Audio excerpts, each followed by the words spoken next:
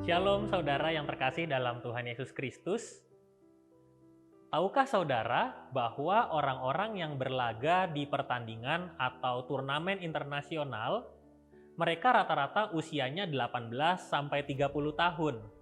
Kalau sudah lewat usia 30 tahun, itu mereka atau para atlet ini biasa merasa sudah waktunya untuk mereka mulai memikirkan masa-masa pensiun sebagai seorang atlet.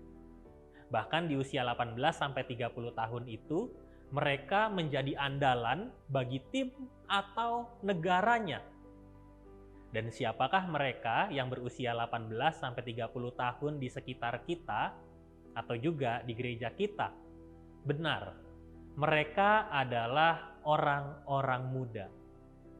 Apakah mereka juga sudah menjadi andalan di tengah kehidupan kita, di tengah kebersamaan kita sebagai gereja? Rasanya kita bisa berkata mereka belum menjadi andalan buat kita semua. Padahal saudara, orang-orang muda ini adalah orang-orang yang sebetulnya punya banyak tenaga. Mereka juga punya banyak ide. Mereka punya kondisi fisik yang paling baik di usia mereka. Mereka juga tidak hanya bergumul soal pencarian jati diri, tetapi mereka sebetulnya sudah bisa menentukan arah hidup dan memproyeksikan masa depan.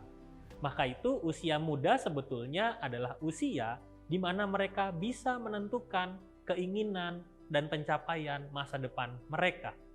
Dan kehadiran mereka itu sebetulnya selalu memberi warna. Karena mereka adalah orang-orang yang bisa mengikuti tren atau perkembangan zaman.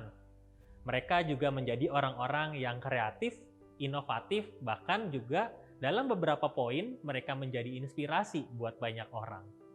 Mereka begitu gesit, lincah gerakannya. Mereka bisa beradaptasi dengan cepat di berbagai kondisi. Mungkin kalau kita bandingkan dengan usia kita yang jauh lebih tua, mereka sungguh-sungguh bisa cepat beradaptasi di tengah kondisi yang sulit ini.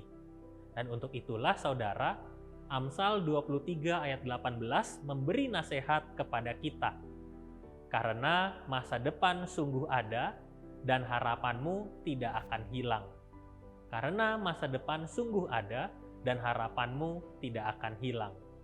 Amsal menempatkan kehadiran setiap orang sebagai titik terang masa depan. Ketika kita berbicara tentang kehadiran orang-orang muda di sekitar kita, itu berarti sesungguhnya kehadiran mereka adalah titik terang masa depan kita. Selama ada orang-orang muda, sebetulnya Tuhan juga mau menghadirkan karya yang baru, karya yang kreatif, karya yang inovatif. Maka itu harapan itu bisa terwujud kalau kita memberi porsi yang tepat. Seperti para atlet yang dipercaya oleh para pelatihnya yang secara usia jauh lebih tua. Seperti para atlet yang dipercaya oleh seniornya untuk meneruskan prestasi negaranya. Mereka mendapat nasihat, mereka mendapat pendampingan, mereka mendapatkan porsi latihan yang cukup supaya harapan itu bisa terwujud.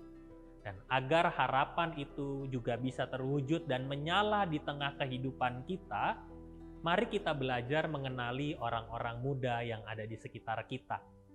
Saudara, pada kondisi seperti sekarang ini, mereka selalu membutuhkan contoh atau teladan. Maka itu, jadilah teman atau sahabat untuk mereka yang bisa menjadi contoh dan teladan. Mau berjalan bersama dengan mereka, mau menggumuli persoalan-persoalan bersama dengan mereka. Mereka juga orang-orang yang membutuhkan ruang berkreasi.